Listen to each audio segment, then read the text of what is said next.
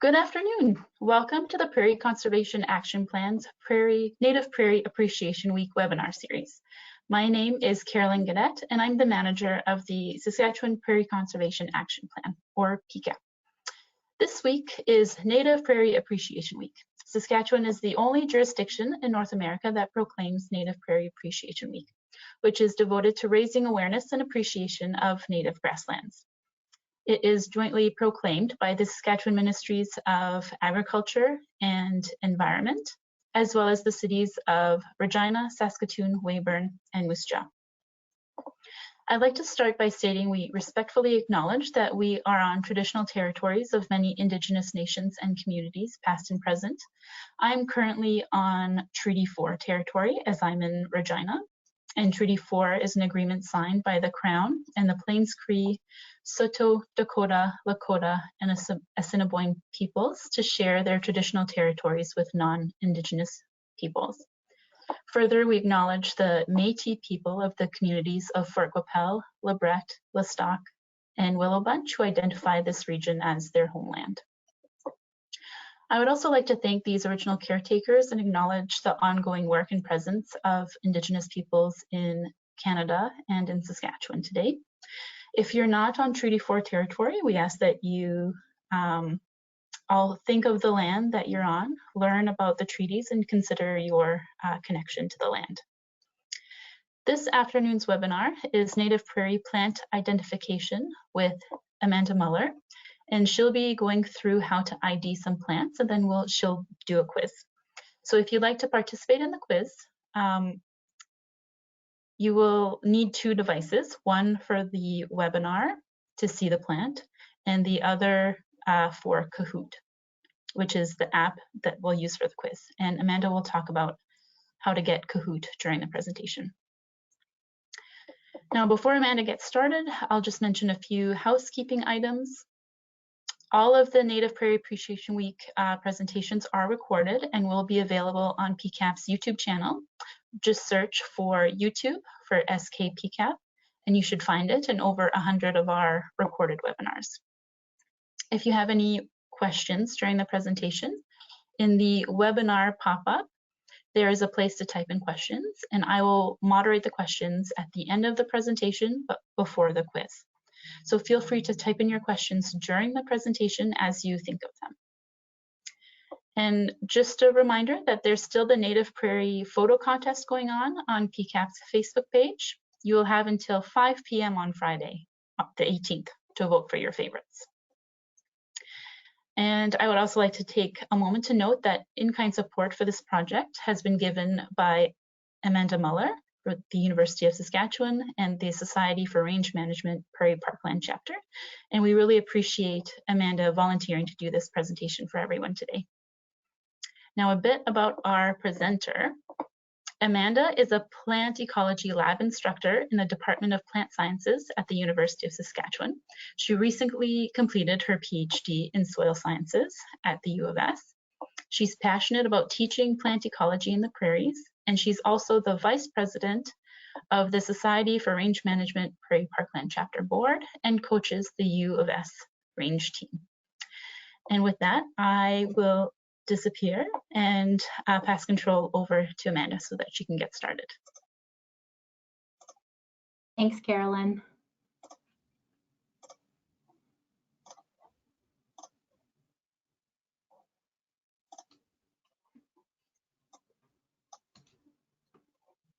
All right, just gonna move some stuff around so I can see. Okay. Thank you all for tuning in this afternoon.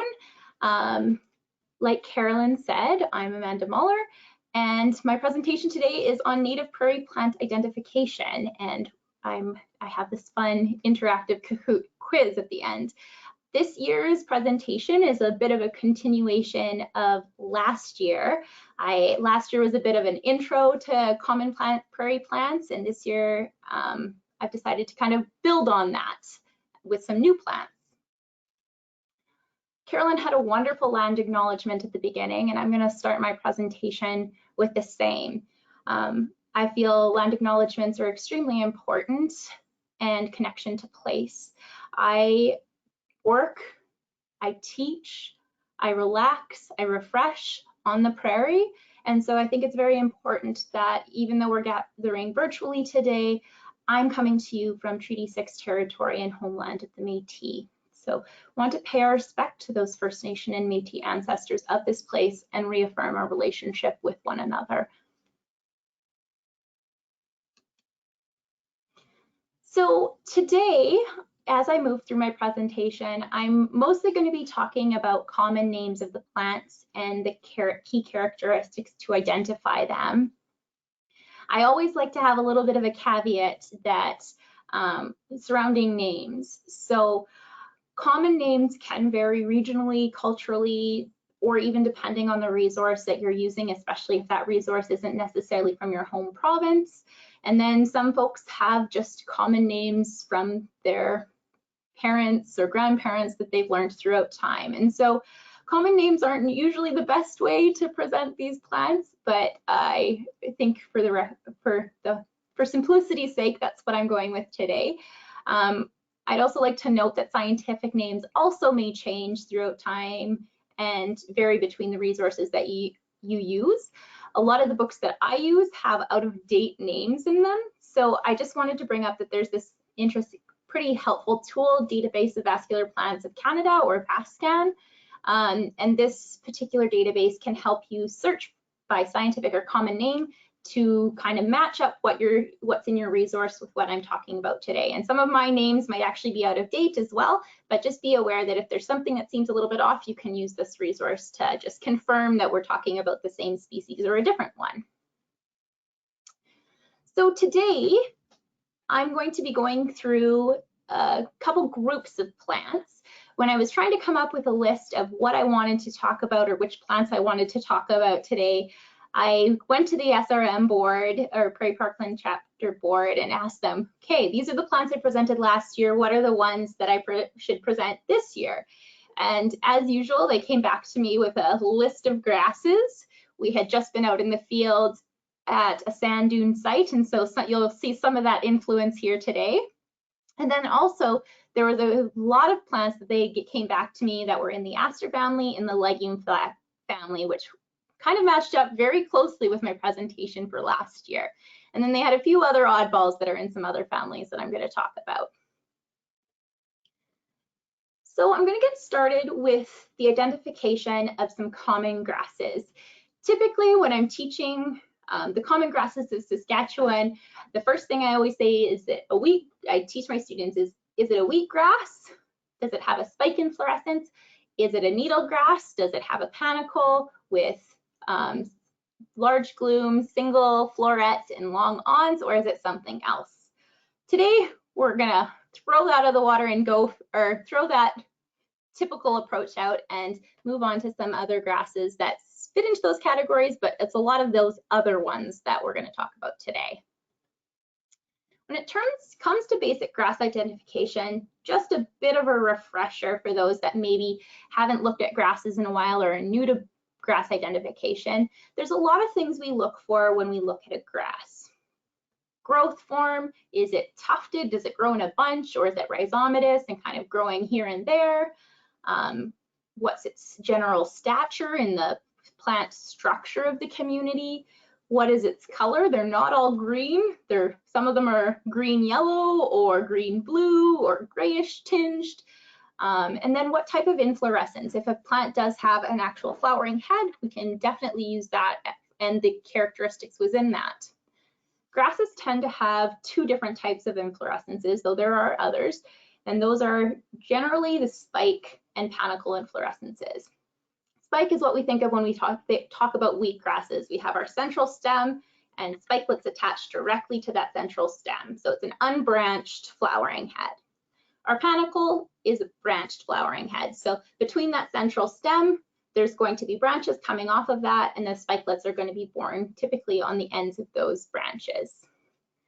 There are some other types of inflorescences. I don't think we're talking about any of those plants today, But just be aware that depending on the plant ID resource that you have, usually at the very beginning of the book, there will be some type of pictographs that are super helpful to help you get the terminology and figure out the terminology. And if not pictographs at the beginning, sometimes there'll be a glossary at the end of your book that will help with the language. There are some other plant parts that are more fine features, I guess, that are pretty important for grass identification. Some of those are within the inflorescence. So within the inflorescence, I already mentioned spikelets. So spikelets are kind of the flowering unit of the plant. There are going to be some glooms at the base of it, and within those glooms, there's going to be either one or multiple florets or flowers of the grass within those glooms. And so the size of the spikelet, the shape of the glooms, whether or not there are awns or no awns on different parts of the spikelet are all really important identifying features. There are also some important vegetative features of grasses that we're going to want to pay attention to. And a lot of those are going to be found where the blade meets the central stem. So right in this area right here. So if you pull back a leaf blade, there are a few things that you might notice there. One is there might be a little appendage or projection that pops up between the leaf and the stem, and that is going to be called a ligule. Some plants have very small ones, some have very large, some are hairy, some are membranous, some are both. This feature can definitely be one of the key features for determining or differentiating between grasses. But sometimes you need to pull up a little loop or a magnifying glass to see those features in detail. Auricles are another feature. So these little projections at the side that are sometimes ears or arms wrapping around the culm. The presence or absence of these are useful in the identification of grasses. Wheatgrasses in particular tend to have that spike inflorescence as well as auricles. So vegetatively, those auricles are really helpful in narrowing down whether or not you have a wheatgrass or not. And then there's also characteristics of the sheaths or at the collar here. So where the blade actually wraps around the stem. So the first species that we're going to look at today is Canada wild rye. And this is the only grass that we're going to be looking at today that has a spike inflorescence. And so on first glance, the species that this reminds me of is like foxtail barley, a little bit, but it's not quite like foxtail barley. So, and the reason it reminds me of that are A, the awns and somewhat nodding inflorescence. So again, because it's a spike inflorescence, the spikelets are going to be attached directly to that central stem. And often, especially at maturity, it's going to have a nodding head. It's fairly dense and part of that is because there are 2 to 4 spikelets per node or point of attachment within the head, which gives it that full look of the inflorescence. Both the glooms and the lemmas within the florets have awns. When they aren't very mature, they can be straight, but as they mature, they tend to become outcurving away from that central stem. These are fairly flexible. This plant also vegetatively has somewhat wide blades, and at that junction, there are auricles that are present. The next grass is Indian rice grass, and I call this the Einstein of grasses because it is a little bit wonky looking. It reminds me of Einstein's hair. Generally, growth form wise, it doesn't have any rhizomes, so it grows in these tufts, typically in sandy habitats. This is a species that's in the needlegrass tribe. So similar to our provincial grass, needle and thread, it's in the same tribe. So this tribe has panicle inflorescences. They tend to have large glooms with a single flower within it. And then that flower has a long terminal on. Now, Indian ricegrass is a little bit different. The glooms are much smaller than typical or the other wheatgrasses or needlegrasses, sorry, that I've covered in other presentations. Have some wider bases coming to a sharp pointed tip. The floret is enclosed within those glooms, and you can see here it's almost completely obscured by this pubescence or this hairiness. It does have a relatively short awn, but that often blends in with that hair, and it's actually deciduous, so it will fall off. The glooms, however, once this little floret is gone, are persistent, and what you can see is this crazy panicle head. So you can see the shape of the glooms hold true when we lose the actual grains. And what we notice is it branches in twos. So it's repeatedly forked into twos, and the little branches within the inflorescence are kind of wavy, which kind of gives it that Einstein look I was talking about. Next grass is also a grass of sandy habitats. We were out at Back to the Field, and this is one of the grasses that we saw out in the fields down in Rudy Rosedale pasture. It is a very tall rhizomatous grass, mostly with solitary stems. The rhizomes themselves are extremely scaly. So if you were to pull up this plant, you can see these little scaly rhizomes that are really good for getting a good hold in these sandy environments. Has fairly large panicles, very long panicles. I don't know what else to say about the panicles, but very long, much longer than they are wide.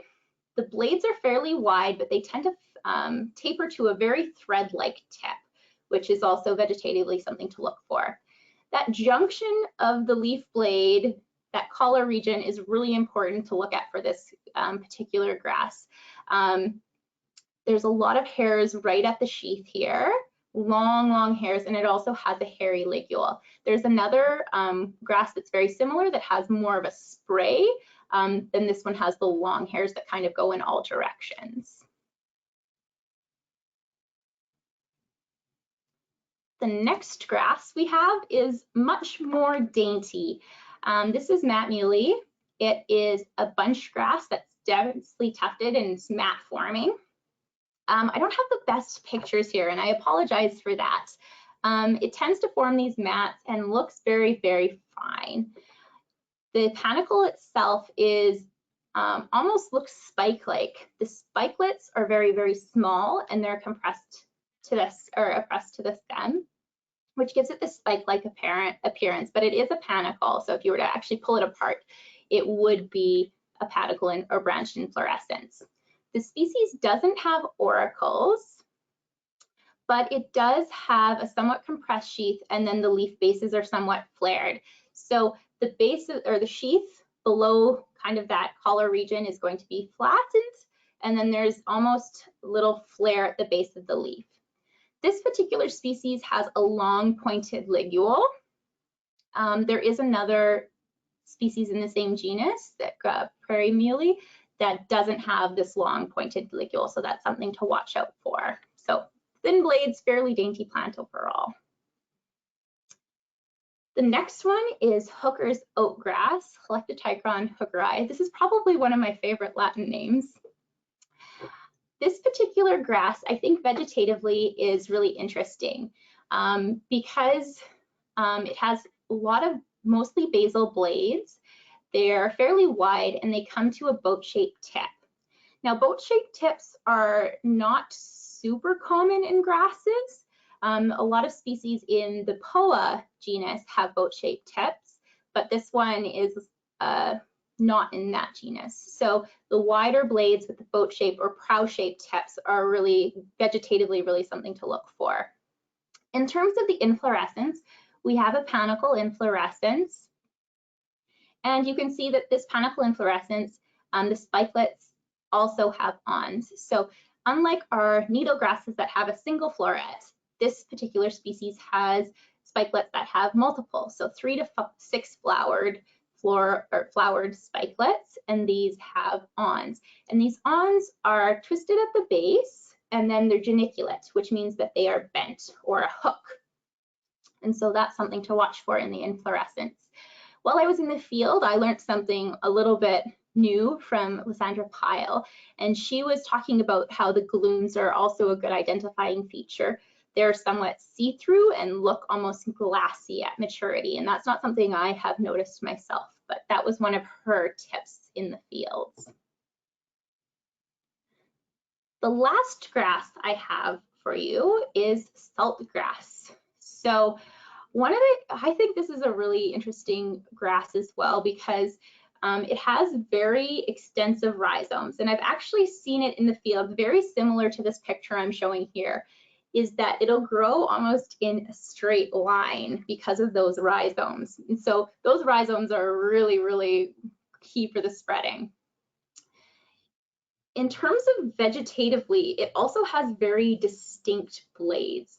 So as well as it growing kind of in a straight line sometimes, you'll also see these obviously two-ranked blades. So the blades are coming off the culm in two directions and they're very stiff. So it's very obvious as they're alternating up the stem. So very stiff blades. The panicles can be somewhat contracted, and the plant has a fairly low stature a lot of the time, but the spikelets are quite large given the size of the plant, and because they are so contracted, the inflorescence looks quite dense. In terms of fine features, there are no auricles, it has a membranous ligule with a fringe of hairs, and then there are tufts of hairs at the collar, as you can see in this picture here. Another interesting thing about this species is that male and female spikelets occur on different plants. So the male and female plants will look slightly different. So that's it for the grasses. Next, we're going to move on to species in the aster family. The aster family is one of the larger groups of plants in Saskatchewan. And when I'm teaching in the field, especially, one of the things we try and teach is try and figure out whether or not you have an aster or something else, because if it's an aster, it really helps you narrow things down, and the keys within some of our resource books are pretty good for those asters. They're often easy to recognize from a distance, which is also a key thing. So if you can recognize patterns in asters, you're well on your way to learning a good number of plants. So the thing about asters is they have composite flower heads. So basically, the flowering head is actually made up of many, many, many different flowers. So we can have flowers around the outside that are our petal flowers or our ligulate flowers, or we can have the center flowers, which are tubular or disc flowers. All of these flowers are on one receptacle, and these are usually subtended by lots of bracts, multiple layers of leafy bracts. When it comes to asters, there's a diversity of plants that we can see. We can have some asters that have all ligulate flowers or petal flowers, so ligulate heads like false dandelion, which is one of the species we're going to look at today. We can have all disc flowers like dotted blazing star or some of the thistles that we see in the province. Or we can have both types of flowers, so these would be called radiate heads. So that would be something like a sunflower or gaillardia, which are pretty recognizable species. I think PCAP actually posted about gaillardia this week. So the first species I wanted to talk about, and this wasn't a recommendation, but this is one species that when we're looking in a quadrat, often we'll get mistaken and we'll say, oh, what's this grass over here? But it's actually a forb or a flowering plant. So I don't often see this one actually flowering in the field. I almost always see it vegetatively. And so it tends to blend in with the grasses because it has fairly linear blades that are all basal. There's a solitary flowering head that looks very similar to a dandelion. One of the things to watch for is that it has a fairly thick midrib. And if you were to break off one of these little leaves while you're in the field, there would be some milky juice that comes out very similar to a dandelion. So those are some of the tips from the field for that one. The next species is fairly recognizable to a lot of folks. It flowers fairly late in summer, so usually when we're out on field courses, this is one of the plants that's often flowering for us. It has a dense head of purple flower heads, and these are all, like I said, tubular flowers, so they're all kind of disc flowers. And then we have these layer of bracts below those tubular flowers. The common name, dotted blazing star, comes from two parts. One, these tubular flowers that are kind of star-shaped in the flowering heads, And then the dotted part, or punctata, means covered in dots. And so if you look at the leaves and the bracts below the head, the whole plant is covered in these dots, which are basically little glands. The leaves themselves alternate up the stem, so vegetatively alternate leaves, very long, slender blades. The blades themselves have white nerves along the margins, so they're very almost white on the edges, and there's stiff white hairs that come off the margins as well. So that's vegetatively something to watch for. The next species, also influenced by our sandy sites that we were visiting, is hairy golden aster. This particular plant has a fairly woody base. So woody taproot and caudex are base of the plant, and ascending stems, meaning it'll often like lay down on the soil surface before coming upwards. When it's very young, what you'll see is almost like a reddish stem along the soil surface, and the blades themselves are and the stems are very, very hairy. The leaves along the stem are typically early deciduous at the base, and then later on in the season, you'll mostly only have leaves at the stem. It has these small little radiate heads, so yellow disc and petal ligulate flowers. And the bracts that are subtending that tend to have these little purple tips at the very top. So very hairy plants, very bright sunny flowers. The next species is broomweed. So this is also a plant that kind of has some woody bits to it. So it's a semi-woody plant that also has a woody taproot and branching crown.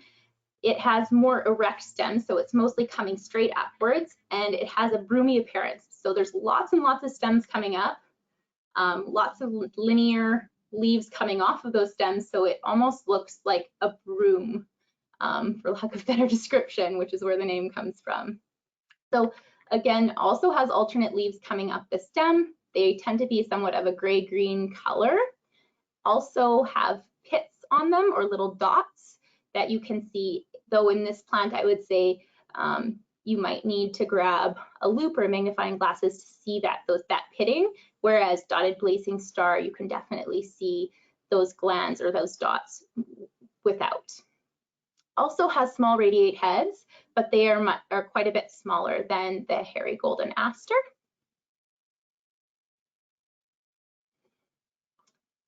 Okay, so we're coming to the end of the asters now. This is actually a species that I only see when I'm in the south, and I don't go down south too much. I typically am around Saskatoon north or just south of Saskatoon. And so I don't typically see silver sagebrush all that much, but I wanted to bring it up because typically in Saskatchewan, we have our prairie sage and our pasture sage that are super common in our grasslands. And in the south, we get silver sagebrush that's much more abundant. This is actually a more woody species. So similar to the other sages that are common in the Saskatchewan prairies, this is going to have the characteristic silvery hairy leaves that's kind of like this gray-green color. We get this aromatic sage odor. For this particular plant, the leaves are actually very, very similar to prairie sage or Artemisia ludoviciana. However, Artemisia ludoviciana can have some serrations on the edges of the leaves, whereas silver sagebrush does not. It has a fairly leafy panicle with yellow flowers in the leaf axils. So where the leaves attach to the stem, you'll get your flowers arising from that point in between the leaf and the stem. And these leaves that are below these leaf axils are somewhat long. They're kind of longer below each little flower head cluster. And so these are kind of little flag leaves. And Artemisia ludoviciana doesn't have this either. The next plant is not in the Asteraceae family, but I think it fits in here because it's often one of those species that gets mistaken as being an aster. So it's in particular, you know, some asters or sages like Artemisia frigida, is an indicator of overgrazing. This is the opposite of that. Winter fat is kind of the ice cream of plants to cattle. It has really high nutritious value, especially late into the fall and winter, and animals will seek it out because of its nutritious forage value. It looks very similar to sage, but it doesn't have the characteristic sage odor. It is a subshrub, so it has woody parts, but it is considered in between a shrub and a forb. The stem and leaves are all covered in dense white or red star-like hairs, so a somewhat different hair pattern compared to the sages. The leaves are fairly linear, and the key thing with these leaves is they actually have a rolled edge that roll under, so that's something to look for our winter fat. Other than that, it is in the Amaranthaceae family, or so in this family, the flowers actually don't have petals, so, and they're unisex flowers. So there aren't any showy petals like we're going to see in some of the other plants, and it's certainly not like the Asteraceae family. But the thing to look for in this particular plant are that there are these silky white hairs that cover the bracts subtending the flowers, and there are male flowers above the female flowers. But these fuzzy little bits, you're not going to find that in our Asteraceae. Next, we're going to move on to our legumes. So I really got into legumes. There were a lot of legumes on my list, and I had to cut it back for you. Last year, I covered 3, one of which is my favorite plant, American vetch. We also had 2-groove milk vetch, as well as golden bean, which is one of the bright, showy yellow golden flowers in the spring.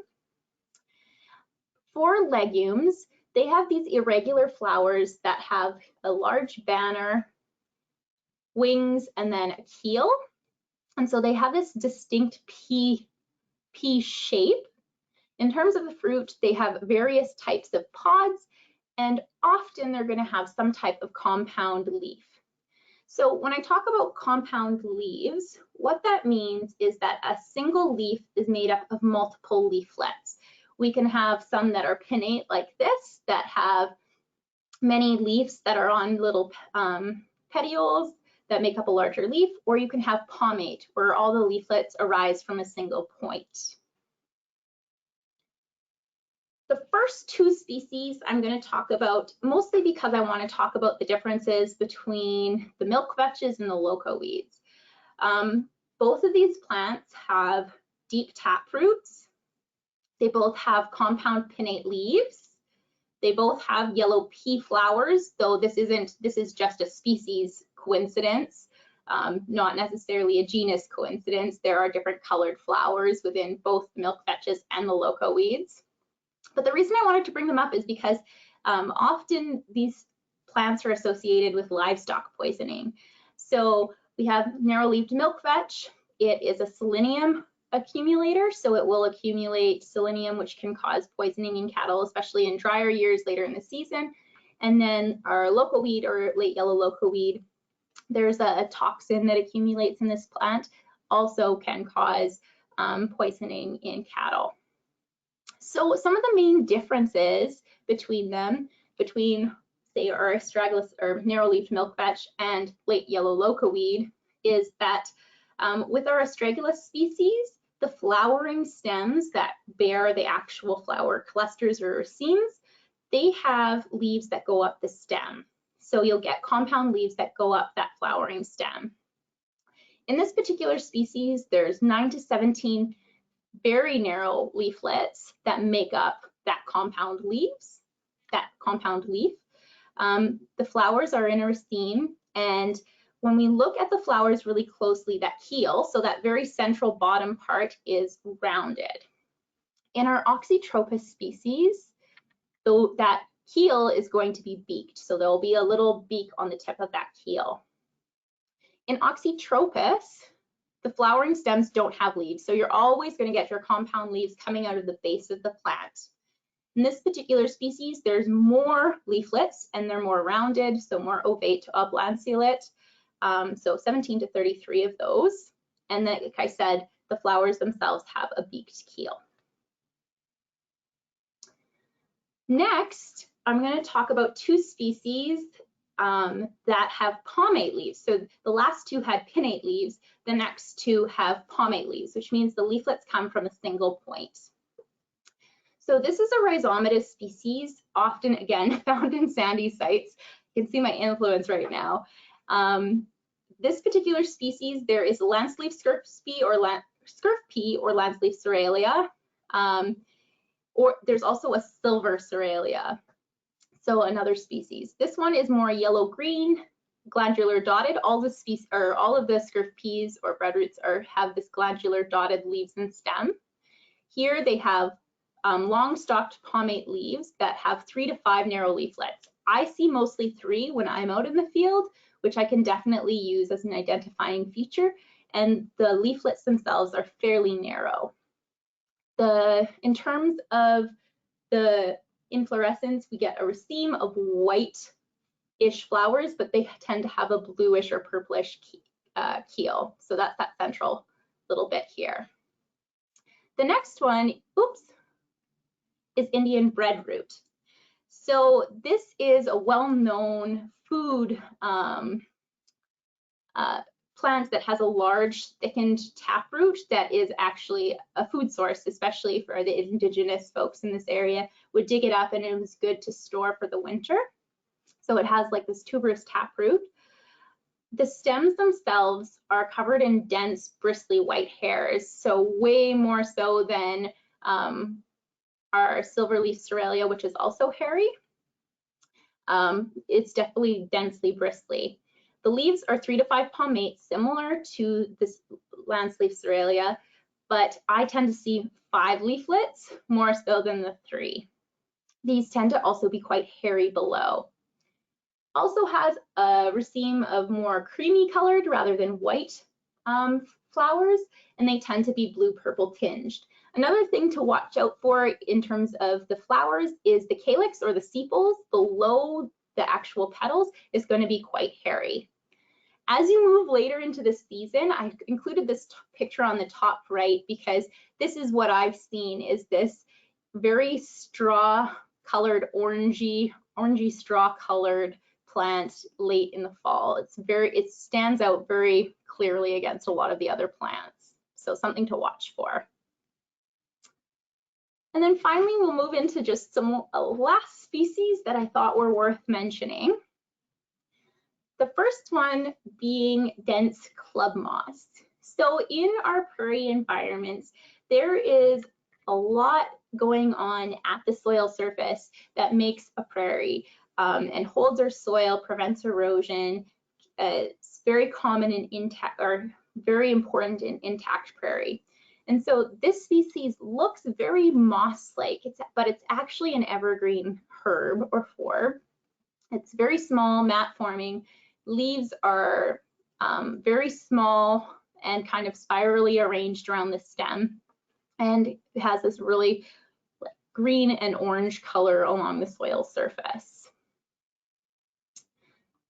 The next species also can be mistaken a little bit for a moss and can sometimes be tricky, is moss phlox, Phlox hoodii. This is also a mat-forming plant, but one of the things that's really interesting is it's easily mistaken as a moss, but also if you go and look very closely, it has a woody base, which kind of leads you to think that maybe it is actually a shrub, but it's kind of a subshrub. The leaves themselves are not quite scale-like, they're more all-shaped, and they're covered in these cobwebby hairs, so it gives it this kind of gray-green appearance. The flowers themselves are fairly small, but they are quite showy when they are flowering, so they tend to be a white-blue color. Similar to our breadroot that has lots of hairs below the petals, this species also has that on the sepals, but the flowers are very different shaped, so it's actually almost like a tube that comes up and spreads out into those petals. So that's something to watch for. All right, I would be amiss if I didn't talk about a couple different shrubs. So the one of the two shrubs I'm going to talk about is red osier dogwood. And so this one I feel a lot of people recognize. It is a shrub that has these deep red stems. And so especially when the leaves are gone, the stems are so bright against a lot of the prairie. One of the things to watch for in this species is that, for identifying it, is that the leaves are opposite. And so a lot of leaves and plants alternate at the stem. Here we have them that come off opposite each other. They tend to be dark green above and paler color on the underside. The flowers are white, and then they also have a white drupe, which is kind of a berry-like fruit. The last species is one that I encountered when I was in my undergrad, in my undergrad, it was at one of the field sites that we were doing a field course at, and it forms these really, really dense thickets.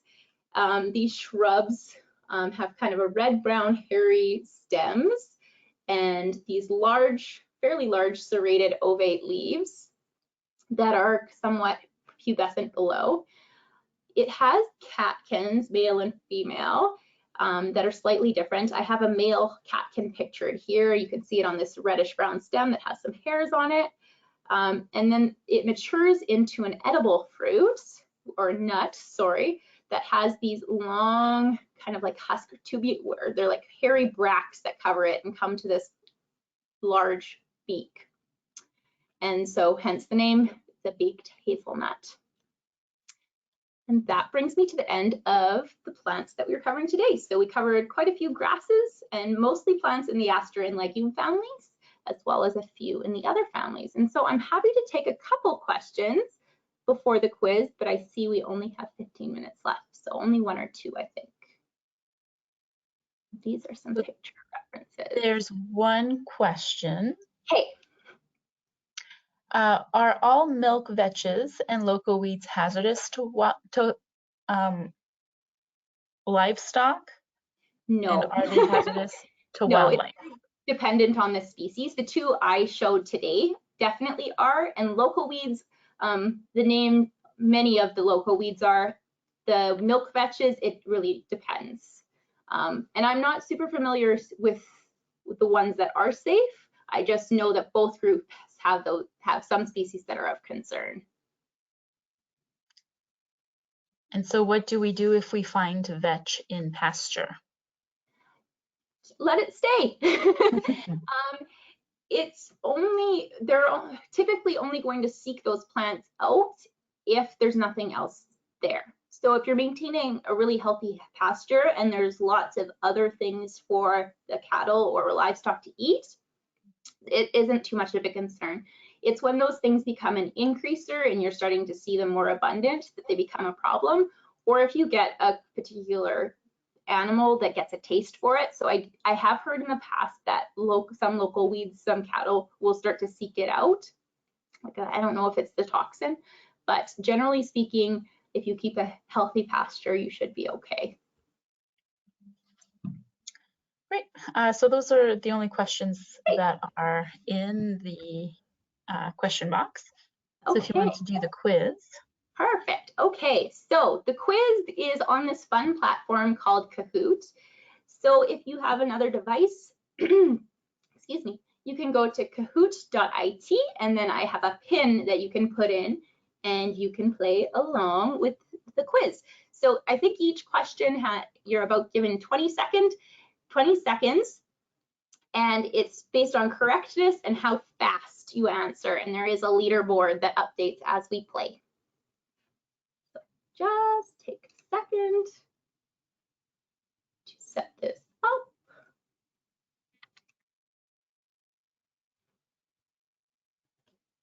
And it should give you a game pin there. So once you put that into the kahoot.it, it should give you an option to put a nickname of some sort to join.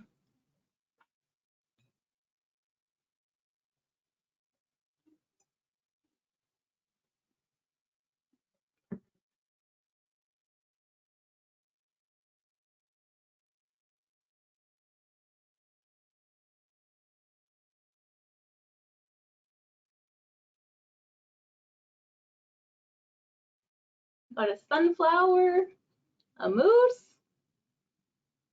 amateurs, grouse,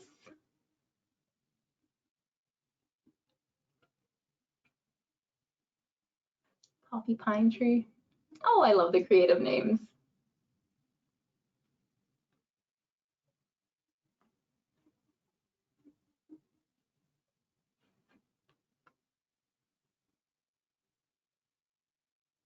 Okay.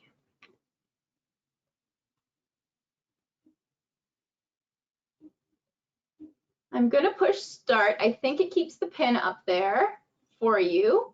And I just have some warm-up questions. So I'm not, assuming not everyone's gonna join. So I'm gonna push start.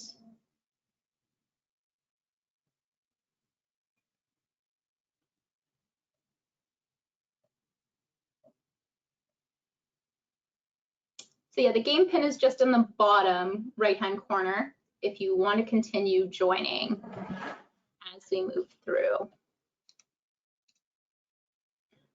So just a quick question to get us familiar. What's your level of plant ID experience? So this is just to get us started with using the actual answering platform.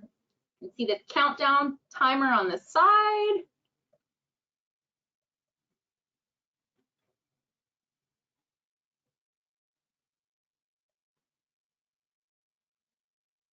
Intermediates, lots of beginners, a couple ninjas. Okay, good. When you think of Native Prairie Appreciation, what do you think?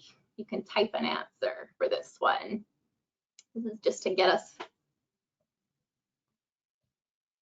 familiar before we actually get into the quiz.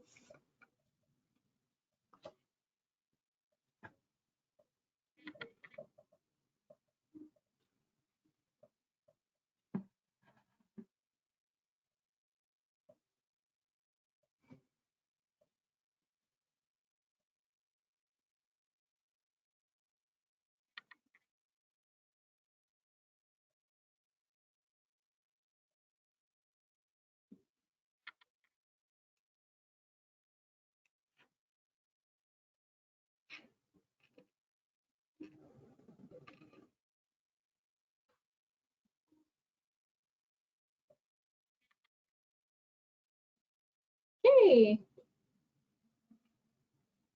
Outreach, a unique habitats. Wow, getting outside, me too. Grassland conservation is the biggest one on there. I don't know if that's because a lot of people put it in. Home, native plants, return to the wild, appreciating your environment, love of the land. Yeah. Ducks Unlimited, awesome. Some organizations, Sage Aroma, yes. Awesome, thanks guys. Okay, so this first round is kind of a mixed bag of questions, not specific plants, a little bit of trivia, and a little bit of quiz on what we learned today. What plant family is this species in?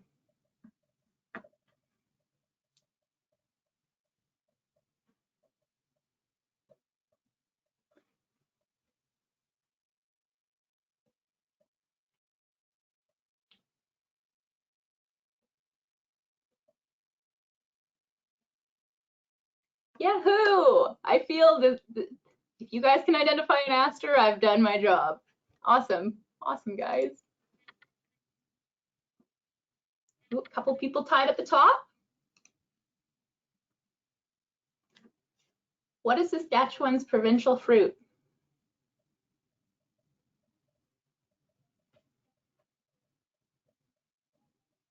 I shouldn't have done a picture. I should have just done this one pure trivia.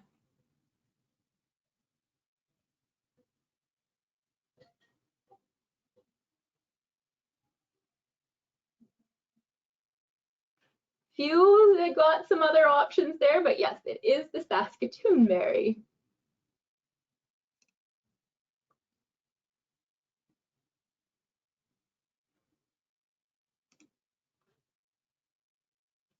Another plant family question.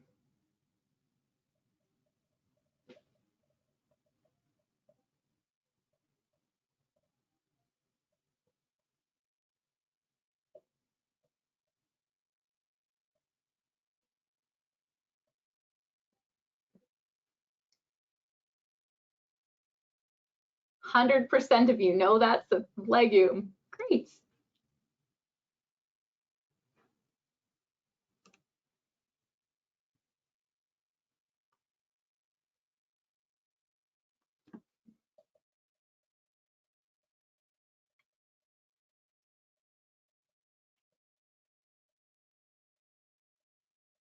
This was on the list of plants that the SRM Prairie Parkland chapter wanted me to include, but I just didn't have enough slides.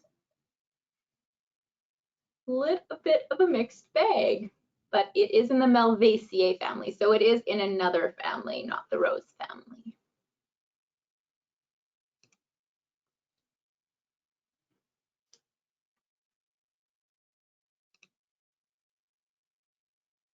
What is Saskatchewan's provincial grass?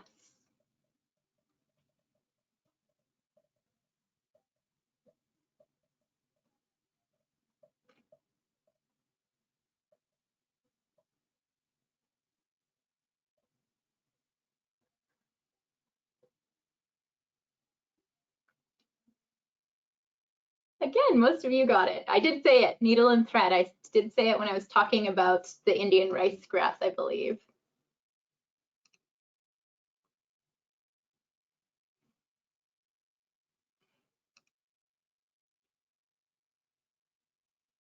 I think this is the last plant family. It's a little bit more challenging, perhaps.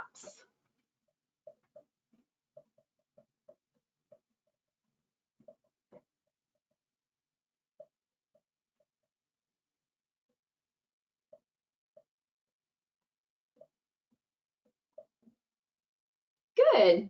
A little bit of a split, but most of you got that it was in the aster family. And for that one, the thing to look for are those little bracts beneath the flowering head there. You could kind of see some old flower petals there. So it has radiate heads, but it has those gummy bracts. That was gumweed.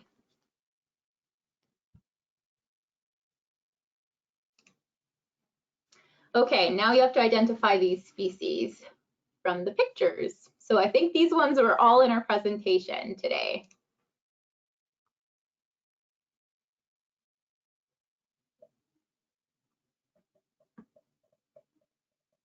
Oh, everyone's coming in hot on this one. They all remember it.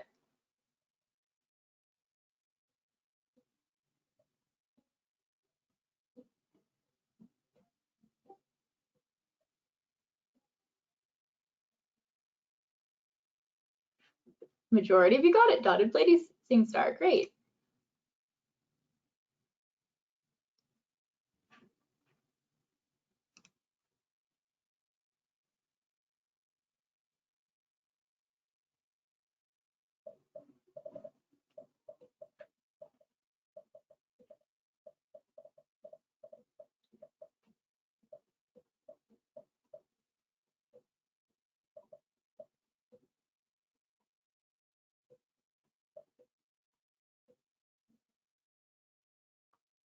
Again, most of you got it, though a little bit of a split between the other three. I see 7 for the scurf pea, very closely related.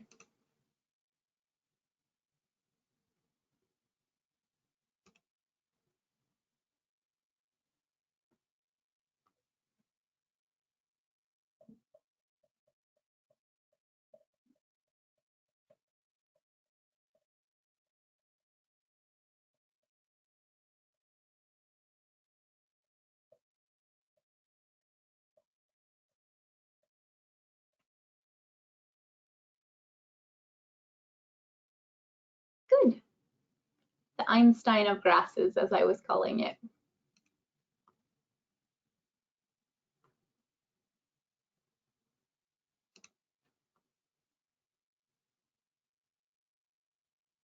Oh gosh, I took out my slide on this one. But if you were around for, for my presentation last time, I made this quiz and then I took out a slide. So we'll see if you guys know this from my other presentation if you watched it. This one is a bit of a, too bad. You can choose 2.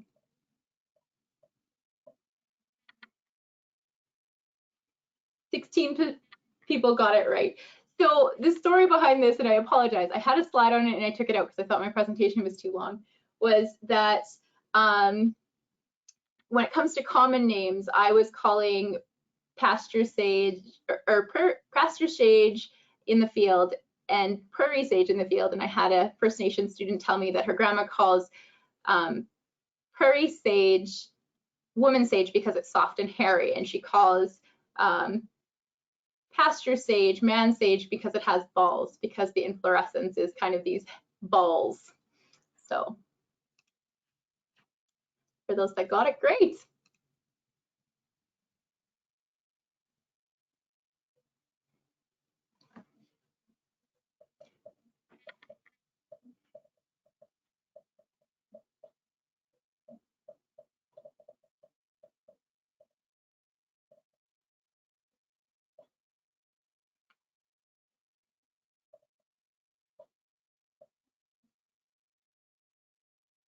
Bit of a split. That one was broomweed.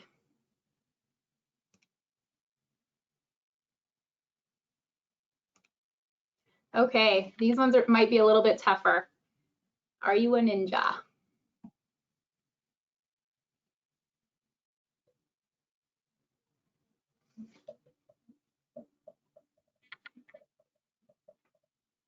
These are ones I don't think I covered in this presentation, but I had fun pictures on my camera.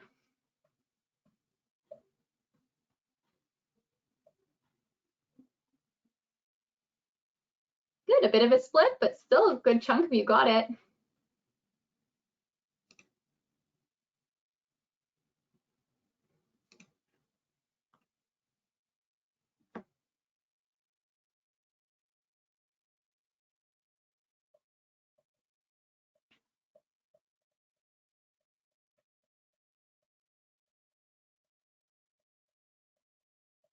I think I took this picture out by Cranberry Flats last year, just outside of Saskatoon. This one is Bastard Toad Flats. It has almost like succulent like blades. It's a very distinct color. Test your knowledge of fine grass features on this one.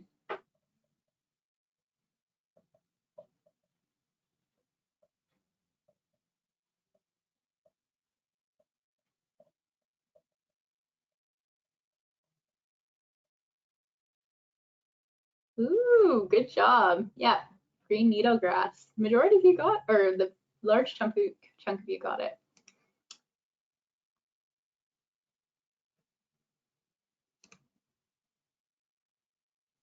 I think this must be close to the end.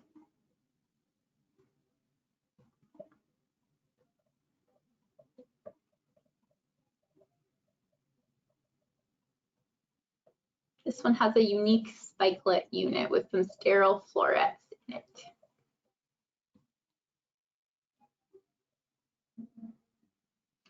Little blue stem. Good job.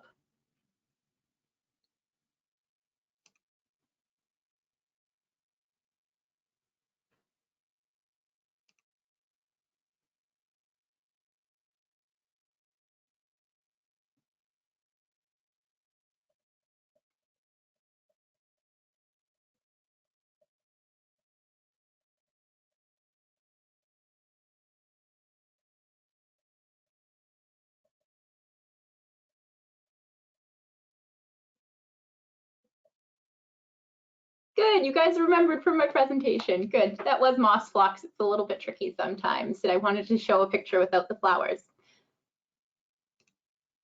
I think that brings me to the end of the quiz part, but I did want to have one more question about what is your favorite prairie plants, and that brings us to the end of the quiz.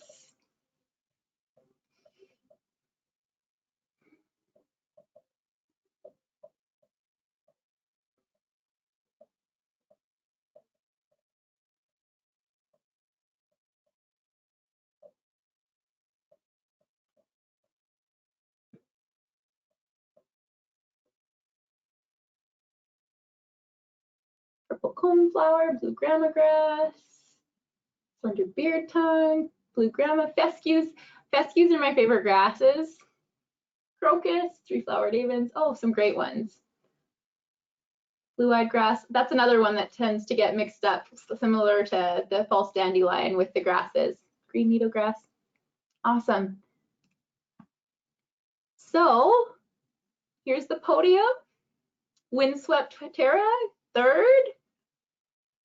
AJ, second. And congratulations to Taylor.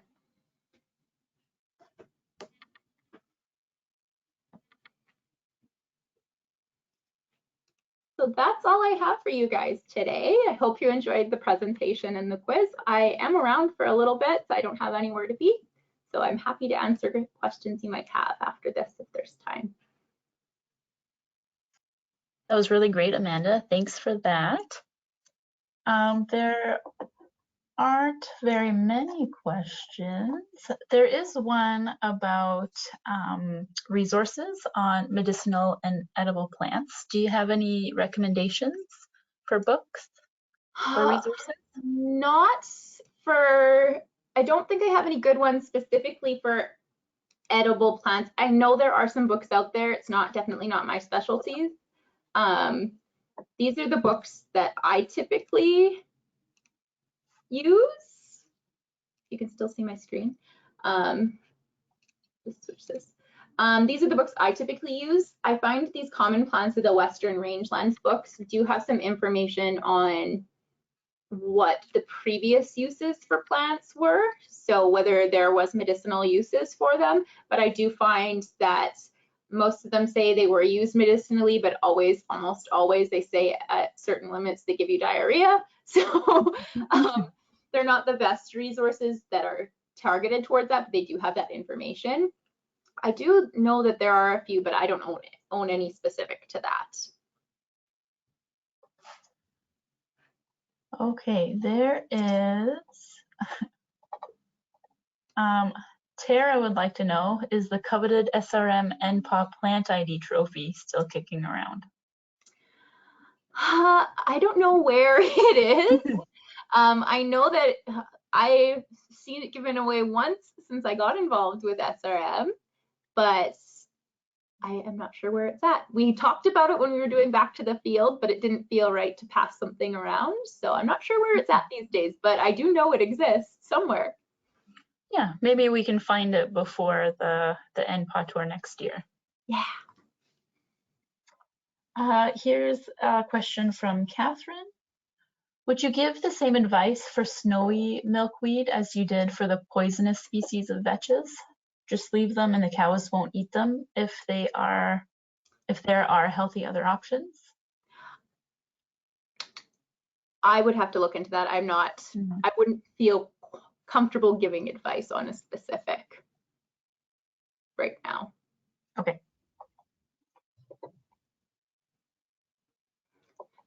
I tend to group my local weeds and milk fetches together very often if I'm in the field, unless I'm forced to identify them or if I'm on a specific quest to find something. Okay.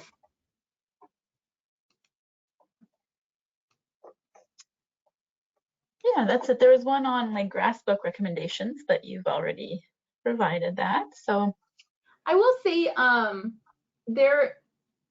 this Flora of Saskatchewan book is really great for grasses in Saskatchewan.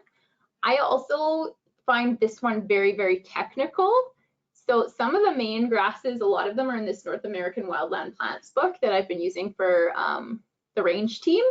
I do find this book quite helpful because it actually bolds some of the key things. The Tanis books, or these Common Plants of Western Rangelands, also does a good job of highlighting the key features in bold, like having the key identifying features in bold. But I do find this Common Plants of Western Rangelands fairly out of date in terms of names, more so than the Flora of Saskatchewan, grass-wise. But Flora of Saskatchewan has the best coverage for Saskatchewan and has some really handy pages at the back of the book. The appendix is the key for grass ID in this book. Awesome, thank you. So that looks like that's all the questions. So thanks again, Amanda, so much for agreeing to do a presentation for us. The more information we can put out there and people can learn about plants, especially native plants. I think the better we all are for it. If anyone is interested in the recording of this presentation, it will be available on our YouTube channel within a few days. And if you have any questions for Amanda, you can send them to me at pcap@sastel.net, and then I can forward them to Amanda, if that's okay with you. Yeah, and if folks if we wanted to do this again, a volume 3 at some point, I'm happy for recommendations on areas of the province or specific themes for next time. Yeah, there'll be a quiz, or not a quiz, like a participant survey once you exit out of this webinar. So if you have any suggestions for future presentations, you can include it in your participant survey, and then we can take that into consideration for next time. All right. Awesome. Well, Thanks again. Yeah, you have yourself a good day, and we'll see you next time. Bye.